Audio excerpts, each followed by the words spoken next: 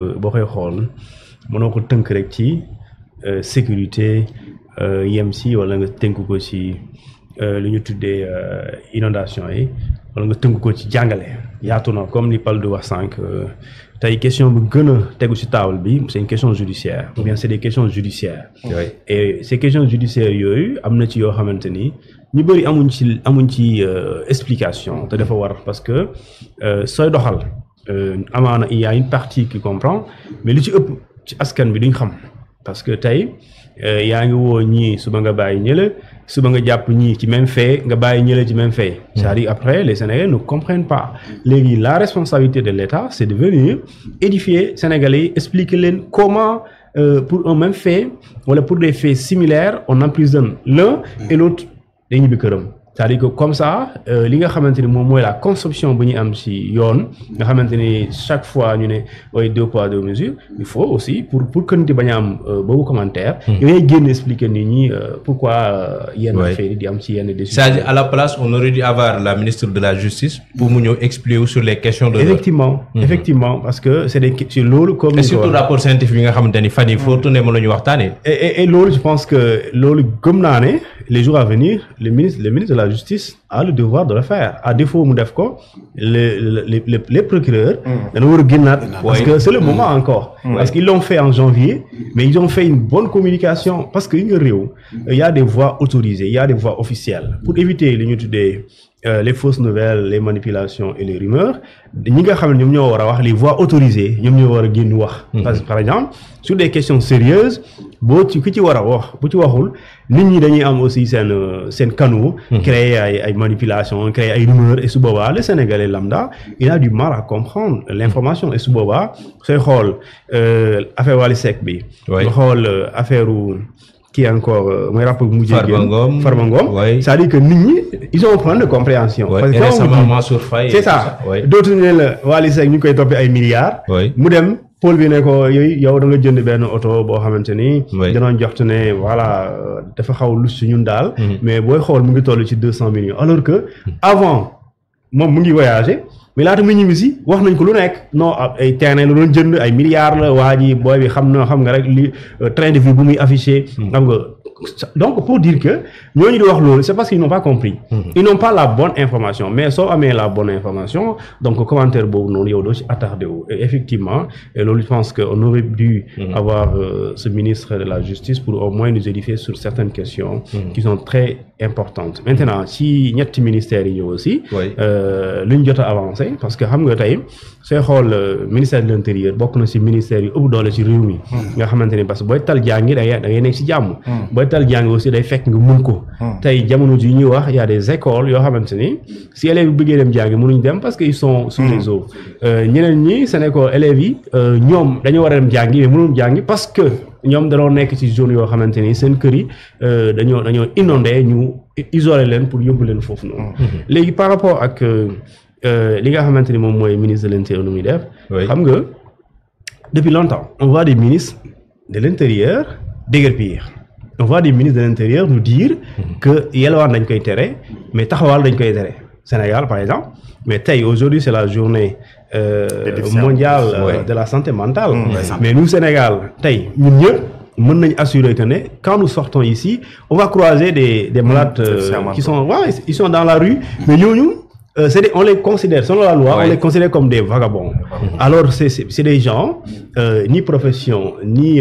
métier, mais amuñu subsistance. C'est-à-dire que bu ñu génn amuñu lenn lu leen di lu ñu mën a am pour ñu mën ko dundee. Mais ñooñu ils sont obligés d'être dans la rue. Léegi nag ñooñu état dafa am obligation recenser leen téye leen am fu mu leen dugal. Léegi nag. te ñoom rek lañ gis et loolu moo gën a ñoom rek lañ gis. Et j'arrive xam nga quand on parle de ñi nga xamante ni ils sont parmi nous Abbas il a évité d'utiliser le mot pour ñu bañ ko wax xénophobe mais en réalité aussi il faut le dire c'est-à-dire que nous avons au Sénégal ñoo xamante ni manière bu ñu fi duggee jaarul yoon te dañ fi toogin bu jaarul yoon c'est-à-dire que l'entrée est illégale mais le séjour est irrégulier léegi ci loolu ñaar yooyu nga dajale ko nous autres Sénégalais autres en tout cas ñi nga xam ñoo ñëw Sénégal ñu ngi courir ay risques yoo xamante ni du point de vue santé c'est-à-dire que dafay doy waar imaginez à Colobane on érige un quartier boo xamante ni ñi fa nekk c'est-à-dire que ñooñu da nga jékki-jékki rek brusquement terrain boobu nga xamante ni def na coow fan at yee passé at bee passé parce que les jeunes de Colobane dañoo bëggoon terrain ñu football pas comme quoi dafa am kenn ku ko jënd mais noonu jékki-jékki rek gars yi ñëw créer fa seen quartier nga tas leen ñu dem feneen c'est-à-dire que loolu c'est y a un problème c'est-à-dire quand tu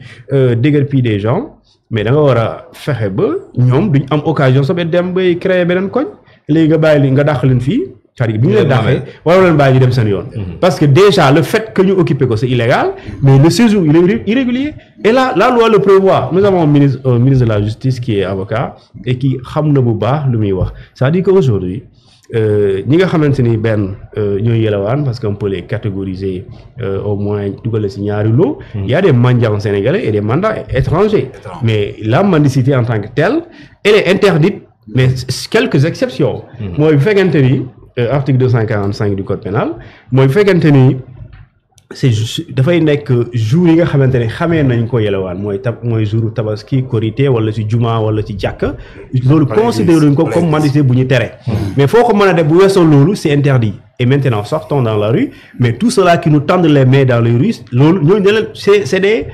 délinquants la mendicité des mineurs également c'est ça et ça c'est ça loolu traite la c'est-à-dire que yooyu on le voit tout le temps et mën naa wax ne y a ñi nga xam ne ñoo ñuy atte gëm naa ne dañuy tase si nit ñi ci mbedd ñu leen taalal loxo et pourtant la loi l'interdit et pourtant des fois ñun ñooy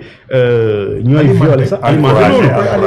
on considère que c'est à la limite un peu normal gis naa mu génnee beneen le gouverneur de Dakar et je pense que il a reçu des instructions du ministre de l'Intérieur pour interdire les réunions sur la voie publique xam nga loolu ça c'est une loi de 1974 on interdit lépp luy xew maanaam dajaloo à partir de 2 personnes jëm kaw nga def ko foo xamante ni voie publique la bu dee da nga koy def l'obligation est que da nga koy def au moins 3 jours au moins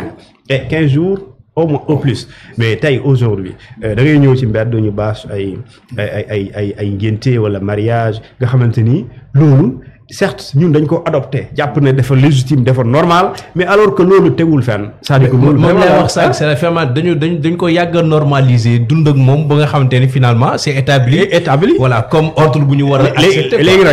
léegi man peut-être xam naa jaaduwul mais tey soo bëggee nit ki préparer ngénteem préparer mariage am et cetera mu ñëw bâche kër gi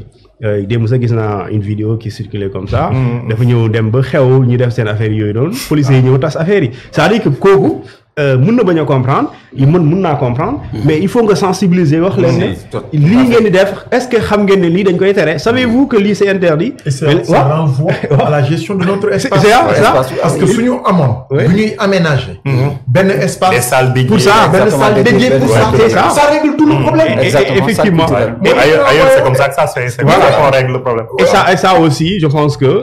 l'État da ciy am benn rôle bu mu ci war a jouer mooy communication parce que tey xam nga on est là parle des rôle des médias ci société waaye médias yi tey loolu sax c'est spot publicitaire ñu nu war a jàllale dans tous les sites d'information dans les radios et dans les télévisions pour que les Sénégalais comprennent pour que l'adage bi nga xamante ni mu naan nul n'est censé ignorer la loi pour mu am sens aujourd'hui on le dit c'est quand même c'est dans le vent mais les Sénégalais la majorité ignorent la loi et pourtant dañ leen di atte ci loolu léegi est-ce que kooku di bâche budd këram considéré na yoonu Sénégal terewu nga ñëw nga ne ko da ngay tas mais kooku certes yoon moo ko tere mais moom li nga war a def laata moom muy bâche yow mooy nga communiquer te def loo communication boobu noonu et ça l'État a tort de le faire maintenant et je pense que genre communication yooyu da ci am solo ñu koy def pour rejoindre l'occupation sur la voie publique le ministre de l'Intérieur lu muy def il a raison de le faire mais il y a benn préalable bu am solo mooy nit ki Braque le disait tout le temps, Barack Obama, on ne comprend jamais une personne sans l'avoir écouté. Ces gens-là, ils n'ont pas choisi d'être sur des voies publiques pour qu'ils soient déguerpis demain. Ils n'ont pas choisi. Bu ñu sañoon fu ñu toog dañ fay xëy di liggéey bu ñu wàccee 18 heures yóbbu seen kër xaalis ñu am nekk dans des conditions normales mais tey bu ñu nekkee il faut parce que amuñu beneen issue et loolu maintenant li gën mooy nga ñëw wax ak ñoom avant xamal leen ne lii warul da ngeen def war a jógee mais état dina leen accompagner sinon li ngay def mooy problème si déjà dafa am mooy di nga leen déguerpir quelques jours 2 jours ils reviennent et quand ils reviennent donc c'est quoi la pertinence du premier jour du déguerpissement amul njëriñ parce que su boobaa da nga leen daax ñu ñëwaat léegi nag soo defoo jiitaloon communication sensibilisation su boobaa ñoom dinañ jël seen motukaay waaye état day am fekk am fu mu leen yóbbu il faut ñu xam loolu vraiment gëm naa ne loolu xam nañu ko parce que ministère yu bëri jaar nañ fii ñoom ñu nekk ay régime yi leen jiitu ñu nekk fii li ma lay wax par exemple c'est plus de 20 ans donc plus de 20 ans loolu warul nekk lu bees yéen donc lan ngeen di def ba ñu jógee si loolu je pense que jiital communication rek parce que loolu mooy tax yow ci li nga ne askan bi gën a xam li ngay def tey soo waxee yelewaan dafa dañ ko tere mais ñeneen ñi mën nañ gisee neneen parce que danaa yow diine ngay xeex donc loolu sénégalais bu ne dafa war a def loolu combat ban yelewaan la ñuy tere ak aussi ban yelewaan ba la ñuy terewul pour que cette communication soit perçue de manière vraiment objective pour que sénégalais yi xam si yan également la ñuy nekk bon pour bañ a ñëwaat si lépp lu ñuy wax si foofu lay jeexalee ci wàllum inondation yi nous on a un problème au Sénégal xam nga le problème du Sénégal ci wàllum inondation on nous parle de 700 et quelques milliards yu ñu dépensé pour un plan décennal de lutte contre les inondations 2012-2022 et pourtant 2023 am na beneen bu Macky Sall bëggoon lancé de 2023 à 2033 c'est-à-dire que aujourd'hui faisons le bilan mais le bilan c'est quoi on nous dit les jeunes yi doon inondé daaw presque ñoom ñoo nekk les jeunes yi innovateur ren ça veut dire que les mêmes victimes de 10 ans ce sont les victimes de 2025 et ça c'est un problème donc li nga war a def mooy l'audit est obligatoire c'est-à-dire que l'audit da nga ko war a def parce que sooy xeex inondation benn lu ëpp njëriñ c'est la prévention d'abord ñun on attend 3 mois pour nekk ci ay tijji ay canaux vraiment yooyu vraiment taxawul quoi c'est-à-dire que am na yoo xamante ne loolu du liggéey yaa ngi dégg donc prévention moo ëpp njëriñ mais on est dans la gestion on est dans la gestion des inondations dans la réparation voilà c'est ça et on doit être plus dans la prévention des inondations nous on est dans la gestion day am ñëw waaw Touba lan la ñuy def kii comment on appelle ça secours yi la ñuy indi urgence donc déloger les nit yi donc c'est-à-dire yàlla buy taw ren day tawaat 2002 da ngay xam ne yàlla ji day taw mais jëloo matukaay et d'après les prévisions d'ailleurs fii ak 4 ans yu ñu jëm muy màggal di gàmmu toutes les grandes cérémonies religieuses